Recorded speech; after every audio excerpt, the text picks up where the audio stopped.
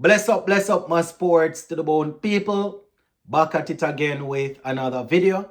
Thank you all for checking this one out. Hope everybody is doing well. Hope you're all having a fantastic Sunday. All right, my people, we're going to be talking Dr. Kishore Shallow, the president of CWI.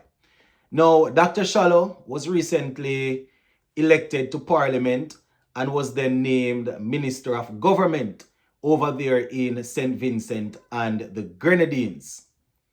Earlier today, he addressed the West Indies fans, speaking about what this means as it relates to him serving as our president. Gonna talk about that a little bit.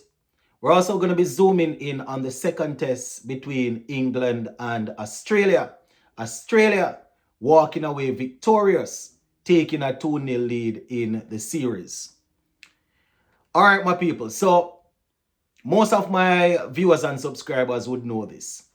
I don't really do the politics thing, right? I don't dabble in politics. I don't do it from my home country, Jamaica, much less elsewhere where I don't know what's happening. But when it intertwines with cricket or whatever sports I am covering, I'll touch on it a little bit. So this is not me pretending as if I know what's happening in St. Vincent and the Grenadines. I have no clue what's happening over there. But it has to do with West Indies cricket. So, as I said, I'll talk a little bit about it. Now, first things first, congratulations to Dr. Shallow. This type of job is something that a lot of people, look forward to doing. So congratulations to him. Now, a few weeks ago, I actually was following it when he was elected and all of that, but I just didn't address it because I was waiting to see, if he would come out and talk about it. I was worried about it being a conflict of interest, seeing that he would be leading St. Vincent and the Grenadines, and then, he would be the president of CWI. Listening to him earlier today, according to him, they have done a lot of research and a lot of checks and things with lawyers and people researching. And they are happy that there is no conflict of interest. That is what he's saying. He's saying that they're happy that there is no conflict of interest. But based on what's happening with West Indies cricket, he believes that the best thing to do is to serve out this term and then not seek re-election because, it will probably be difficult to do both jobs well. I personally wouldn't like it. I wouldn't like to know that he's a member of parliament and then, he's leading CWI. Not only because of conflict of interest, but I just don't think that it would, he would be able to pay enough attention to what's happening where CWI is concerned. Obviously, he needs to look out for his citizens and all of that. I am not there, so I am not speaking on that part of it. I'm talking about CWI. I don't think that, enough attention would be, he would have enough time to really split down the middle for both jobs. And, according to him, he believes that he can do both jobs and do both jobs well. So that is why he's going to continue to serve out this term and then not seek re-election. So, that is what he's saying. He's saying that hard work and dedication is needed at CWI, and he believes that he is capable of doing both of them at the same time, CWI and as a member of parliament. So he will serve out this term and then not seek re-election, which I think is probably in 2027, So that is what he's saying, my people. I think he was re-elected. He was elected in March 29, 2025. So he wants to serve out. According to him, all the reforms that they have been talking about, some they have already implemented. He's saying that the aim is to continue implementing these reforms and, see if they can get all of what they are able to get done by the time he's able to leave. And then whoever takes over, they will continue to try to move West Indies cricket in the right direction. So, as I said, my people, they said that they have done research on a lot of other cricketing nations. They're doing this where people are a member of parliament and serving and doing all kind of things.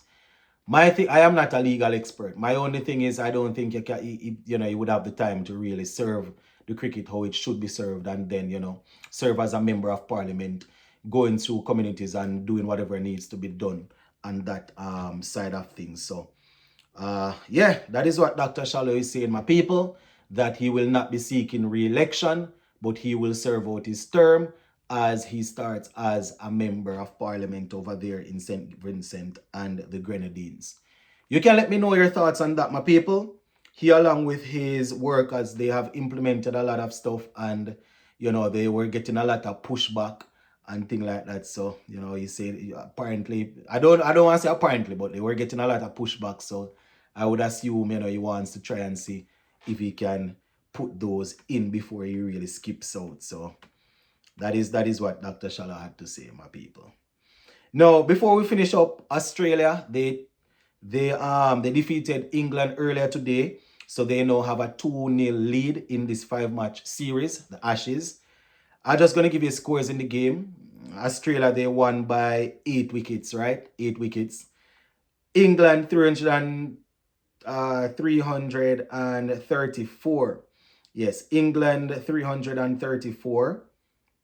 Australia, 511. England, 241.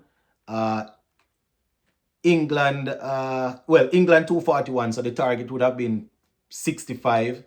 Australia went in and made that easily, 69 for 2, winning the game by 8 wickets in 4 days. So another defeat there. Some other top performers coming out. In the first innings, Joe Root for England getting 138, his first test century on Australian soil. Zach Crawley getting 76. We saw Mitchell Starc with 6 for 75. In Australia's first innings batting, quite a few guys getting half centuries. Jake Weatherlad, 72 from 78. Marnus Lamashane, 65 from 78. Steve Smith got 61. We also saw Alex Carey getting 63. Mitchell Starc getting 77 and was also named player of the match. England, in that second innings where they got at 241, they were led by Captain Ben Stokes, who got 50. Will Jacks, 41. Zach Crawley, 44. For Australia, we saw Nisar getting 5 for 42. He led the way. Scott Boland and Mitchell Starc getting 2. And Australia, they got up to that 69 for 2, as I said, with Steve Smith remaining not out on 23. So Steve Smith once again, captaining for Pat Cummins, who is out, leading the team to another win there. So Gus Atkinson picked up the 2 wickets that fell. So congratulations to Australia. Bazball defeated once again. Gonna leave it right here for now, my viewers and subscribers. Continue to stay tuned. We have quite a few more things to talk about before the beginning of the second test between West Indies and New Zealand. So continue to stay tuned. Big up.